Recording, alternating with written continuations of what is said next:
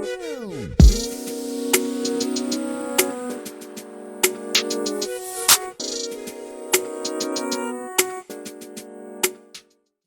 and welcome back to Kitty's Corner in Space.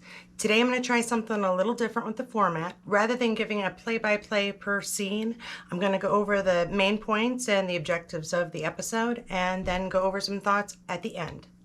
So if you like this new format, don't forget to like and subscribe. Here we go. This is Outlander. Let's get to it. Jamie and Ian are setting out to deliver the rifles after the family and Major McDonald test them out at the big house. Before they left, Bree gave Jamie the condensed version of the immediate future of the Indians and the trail of tears to come, a fact Jamie will share with Chief Bird when he gets there. Upon arrival to the Cherokee village, Ian notices a tethered horse is Mohawk, which prompts flashbacks of Ian's time with the Mohawk. While he sits with Jamie, Ian shares how he was adopted by the Mohawk, is named Wolf's brother, makes friends, and even a brother, and I do apologize for my pronunciation, Keharoden. He fell in love and married a woman he affectionately called Emily, as her true name gave him difficulty. Heartbreakingly, she fell pregnant and suffered the miscarriage of a daughter and then lost another pregnancy. The village, including his wife, asked Ian to leave. They thought his spirit was too weak among them, which is why a child of his spirit could not survive, and that is why he returned to the ridge last season. Another Indian agent known as Scotchy is also at the camp. He's rather loud, obnoxious, and a cheat as he's attempting to make deals concerning land the king agreed would not be settled. He attempts to get Jamie involved, but Jamie has no interest in more land. Worse, Scotchy interrupts an altercation between Ian and the former brother from the Mohawk. Ian has discovered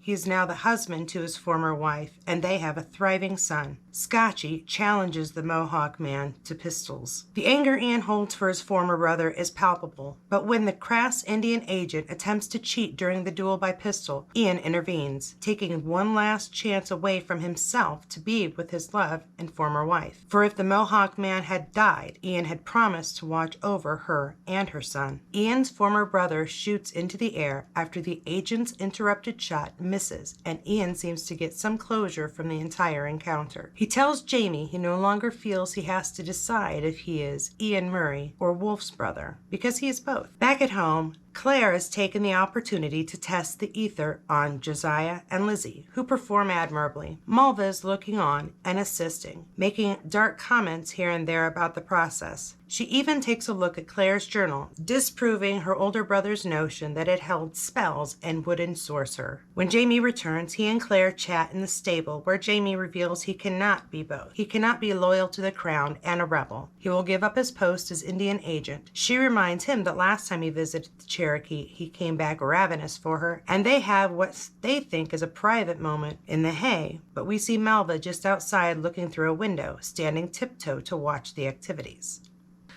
All right, overall, the story today was heartbreaking. We find out where Ian's been and why he's so sad. You really can't help but feel for him and feel for his wife as she's losing child after child. He feels responsible, and she doesn't want to put herself through more pain, which is understandable. There's not really any other recourse she could have taken, even though we may think it's heartless to have that decision and power. I can understand why sending him away may have been her best option. As far as Malva goes, I have to say, last week she seemed sweet and flirty, and this week her comments are just off. She seems creepy. She compares the sleep to the death, to bewitchment that only the devil may do, and the fact that she's peeping on Jamie and Claire.